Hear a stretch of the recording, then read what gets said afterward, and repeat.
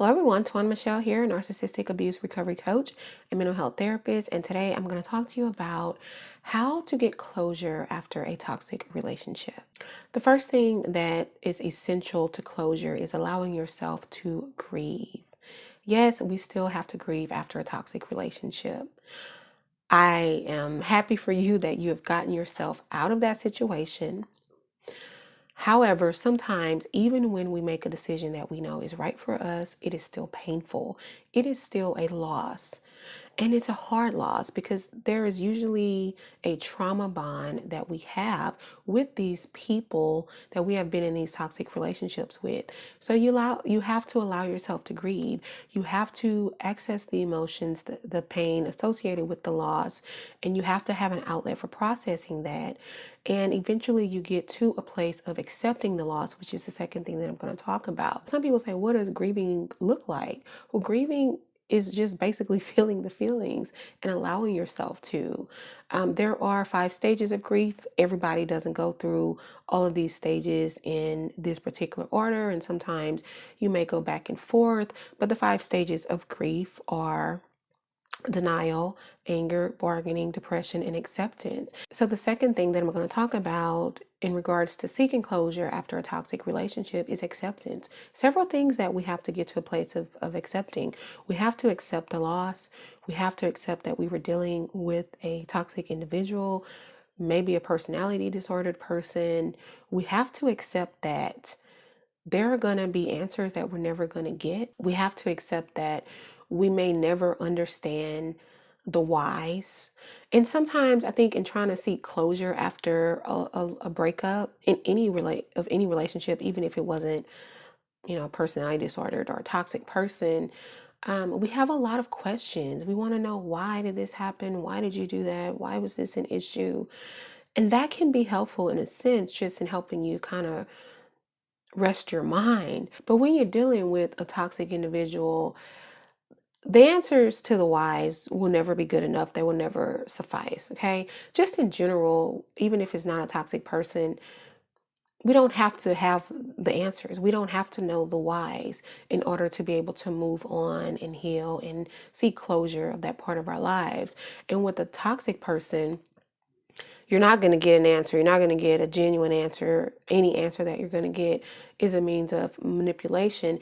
And also, it's not going to be good enough. Okay. When we're talking about toxic individuals in relationships, there is often a lot of emotional and maybe even physical harm done. And so, what is a good enough response as to why did you emotionally or even physically hurt me in the way that you did? What answer is good enough? None, because there's no reason, there's no justification. So we have to get away from looking for the whys and leaning more toward the hows instead of, why did this happen? Okay, how do I get over this? How do I get past this? How do I grieve this loss? How do I get to a place of accepting that it's over, get some closure, close that chapter of my life, and move forward? Another thing that is super important in trying to get closure from these toxic relationships is having some self-compassion, giving yourself grace, avoiding self-blame and self-criticism. I know it's hard because, often we look back, hindsight is 2020, and we're like, what was I thinking? All the red flags were there, all the signs were there. Why did I stay as long as I did? Why did I leave and I keep going back?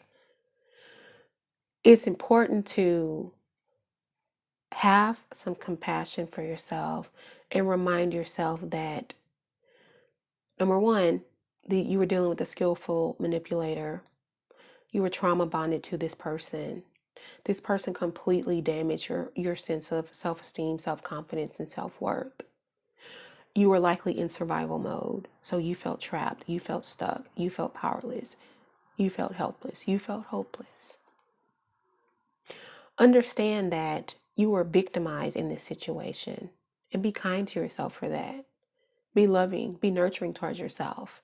Don't beat up on yourself for it. Because the more we do that, then the further we get away from the reality of what happened. And the harder it gets to heal and recover and accept the truth about who these people are and accept this loss for what it is. And that kind of takes me into the next point that I have about seeking closure after these toxic relationships, you really have to work on developing and nurturing the relationship you have with yourself. Because this person that you have been with, whether it's a narcissist, a borderline, an addict that was not in treatment, someone with a mental health diagnosis that was not in treatment, sociopath. I mean, I can go on and on about what that toxicity may have looked like. But they have damaged your entire sense of who you are. They have taken that away from you. You have lost that. You may have never had it. Often we get involved with people like this because we don't really have any sense of self-worth, self-confidence, self-esteem. And the little bit you did have, they likely took it away. And if you had a lot of it, they likely damaged it by far. So you have to build yourself back up so that you can feel good about who you are, so that you can create more positive experiences in your life, so that you can eventually heal and seek out safe relationships. And I'm not just talking about romantic relationships, friendships, building your support system. Sometimes when we've been with these toxic people, we tend to avoid relationships in general. Or if we show up, we don't fully show up. We don't be vulnerable. We can't allow ourselves to be vulnerable with others. We're afraid of emotional intimacy and true connection because we fear being harmed again. So we have to work on first developing our relationship with ourselves. And secondly, looking at how the trauma in this toxic relationship changed and shaped the way that we view relationships and the way that we view ourselves. So you might need some help with this, with seeing a therapist who can help you identify these cognitive processes that are self-defeating and self-limiting as a result of your trauma that has shaped your worldview and your view of self that is keeping you from being your best self. And we can't get closure like that because we're still stuck in that space. We're still basically under the power of the manipulative person, of the toxic person, when we hold on to those beliefs that we have about who we are as a result of what they did. So you can't get to closure and healing when you're still in that space. And the last thing that I'm going to tell you about seeking closure after a toxic relationship is that, and I know you've heard this before, and it's so true, you have to get closure for yourself. You cannot seek it from them. You cannot seek it externally if you have been with a toxic person. Now, if you are suffering a loss, a breakup from someone significant in your life, they were not toxic, there was no abuse involved, and you and that person can have a meaningful conversation where both of you get to say how you feel about the loss, make some amends. But hear me when I say that's not going to happen with a toxic person.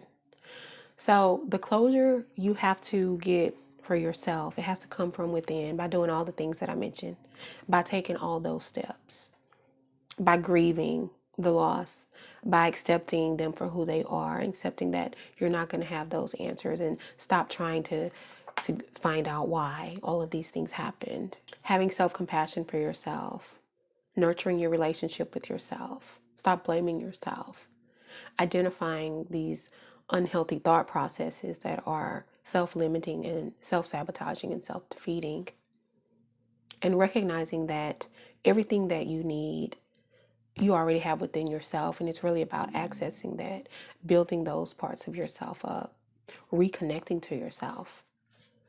That's how you get closure. You create a different experience. You create a different way of being. You create a different way of living. You create different types of relationships. And as you do all of that, you are moving into a new chapter of your life. You have closed the book on that last toxic, abusive chapter, and you're moving forward into something better.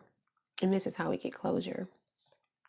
So that's all I have. Let me know in the comment section what y'all's thoughts are about this. What's helped you get closure after a toxic situation?